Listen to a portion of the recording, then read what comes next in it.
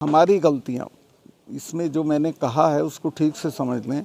मैंने प्रधानमंत्री जी ने जब मेरे से पूछा वहाँ कॉर्बेट पार्क में वो शूटिंग करा रहे थे निकल के कि सतपाल क्या हुआ, मैं कहा साहब ये ट्रेजेडी हो गई, इतने हमारे जवान मारे गए और मैं तो बहुत दुखी हूँ चूँकि ये हमारी गलतियों से हुआ।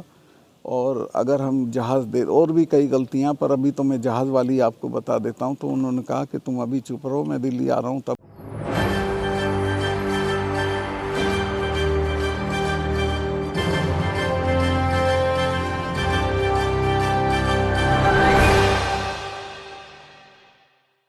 नमस्कार, मैं हूं राहुल शर्मा। आप देख रहे हैं SP9 न्यूज और स्वागत है आप सभी का आज के इस प्रोग्राम में। और हम प्रोग्राम की जो शुरुआत कर रहे हैं वो एक ऐसे मुद्दे से कर रहे हैं जो मुद्दा चर्चाओं का विषय बना हुआ है। दो मुद्दे हैं, एक मुद्दा पुलवामा हमले को लेकर है जिस पर रिपोर्ट दिखाऊंगा, एक मुद्दा है PM मोदी की संसद सदस्यता को लेकर। और जरा गौर कीजिएगा कि ऐसे ही कई और मुद्दे हैं जो सरकार के लिए चुनौतियां बनती चली जा रहे हैं। तो 2024 का चुनाव क्या बीजेपी के लिए वाकई मुश्किल भरा सफर है और 24 का चुनाव बीजेपी जीत भी पाएगी या नहीं, ये कह पाना क्या वाकई अब बहुत मुश्किल हो रहा है। नमस्कार, मैं हूं राहुल शर्मा और आप देख रहे हैं SP9 न्यूज और स्वागत है आप सभी का हमारे इस प्रोग्राम में। हम प्रोग्राम की शुरुआत दो मुद्दों से कर रहे हैं, एक मुद्दा पुलवामा का है और एक मुद्दा है प्रधानमंत्री नरेंद्र मोदी की डिग्री को लेकर।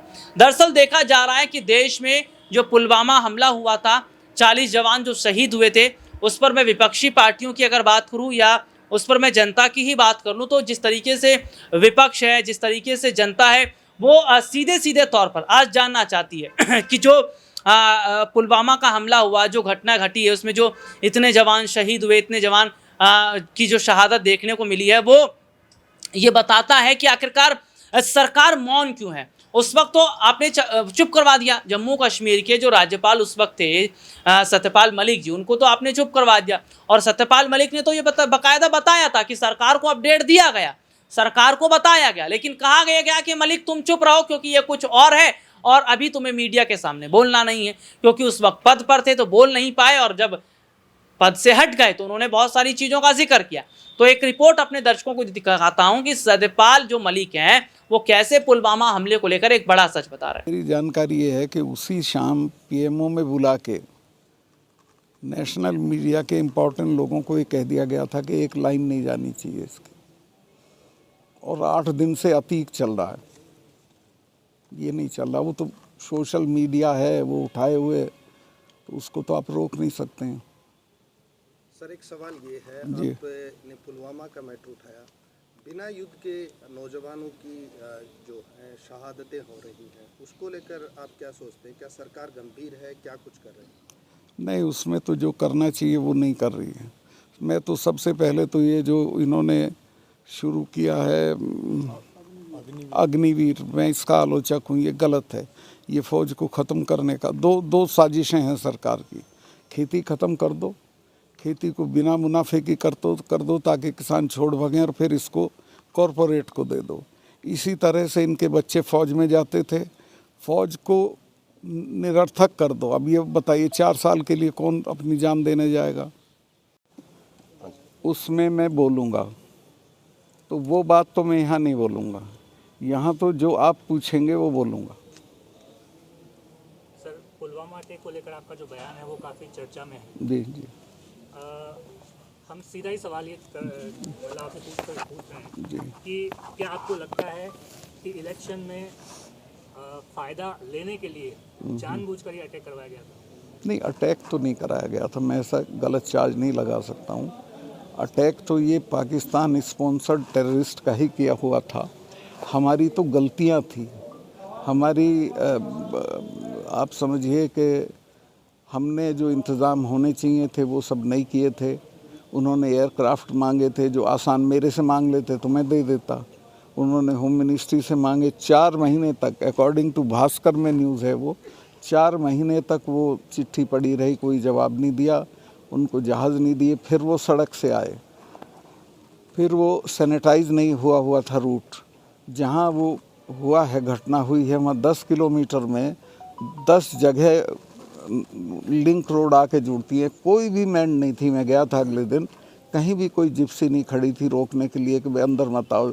नियम ये है कि जब ये चला जाता है कारवां तब लोग सड़क में घुसते हैं।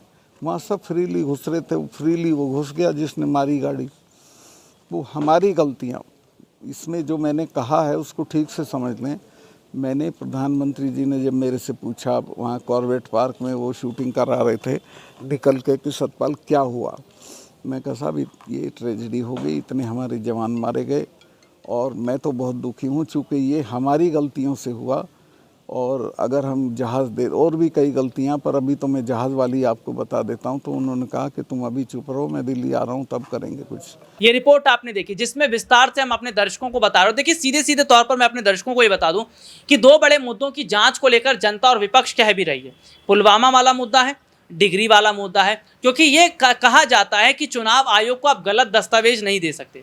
जब चुनाव का वक्त आता है और जब उम्मीदवार नामांकन दाखिल करने जाता है तो उस वक्त वो हलफनामा जो होता है उसमें आपको लिखना पड़ता है कि आपके पास संपत्ति कितनी है, ज्वेलरी कितनी है, कैश कितना है, प्रॉपर्टी कितनी है, गाड़ियाँ कितनी हैं, आपका बैकग्राउंड कैसा है, ये तमाम या केस है या नहीं है, या तमाम चीज़ें लिखनी पड़ती हैं, देनी पड़ती हैं, जो कि एक प्रोसीजर होता है।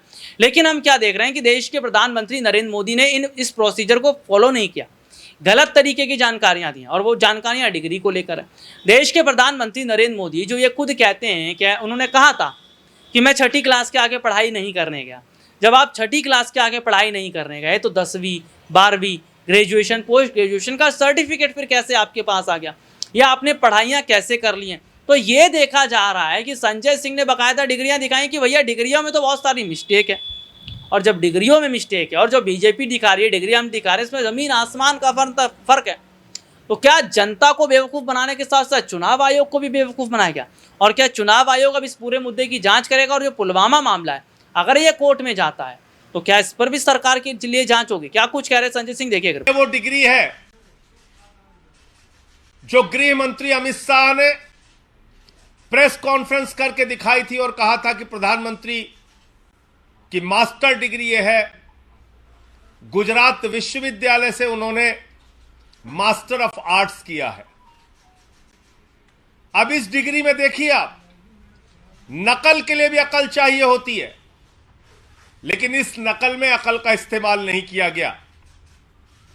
यहां पर यूनिवर्सिटी लिखा हुआ है और यूनिवर्सिटी की स्पेलिंग में विक्ट्री का वी जो आता है उसके इस्तेमाल की जगह बैट का भी इस्तेमाल किया गया है। यह हो गया यूनिवर्सिटी। तो हमारे मोदी जी यूनिवर्सिटी से पढ़ाई किए हुए हैं और इसी सर्टिफिकेट में एक जगह और यूनिवर्सिटी लिखा हुआ है, नीचे उसकी अंग्रेजी ठीक लिखी हुई है। यहां बी आ गया, यहां पे विक्ट्री का वी आ गया। ये देखिए आप, इसी सर्टिफिकेट की बात कर रहा हूं जो गृह मंत्री जी ने दिखाई। दूसरा, मास्टर ऑफ आर्ट्स जिस फॉन्ट के अंदर लिखा गया है, जिस फॉन्ट में यानी कि जिस लिपि शैली में मास्टर ऑफ आर्ट्स लिखा गया है, इस लिपि शैली की शुरुआत 1992 में हुई है। यह फॉन्ट, यह लिपि शैली, मास्टर ऑफ आर्ट्स जिसमें लिखा गया है, यह लिपि शैली आई है, यह फॉन्ट आया है 1992 में।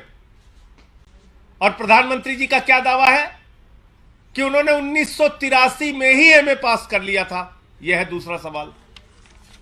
अब तीसरा सवाल और सबसे बड़ा सवाल यह है प्रधानमंत्री जी का।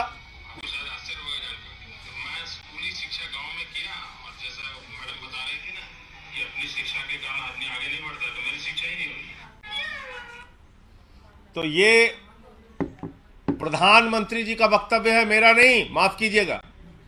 यह किसका वक्तव्य है? भारत के प्रधानमंत्री आदरणीय नरेंद्र मोदी जी का वक्तव्य है, मुख्यमंत्री गुजरात बनने के बाद।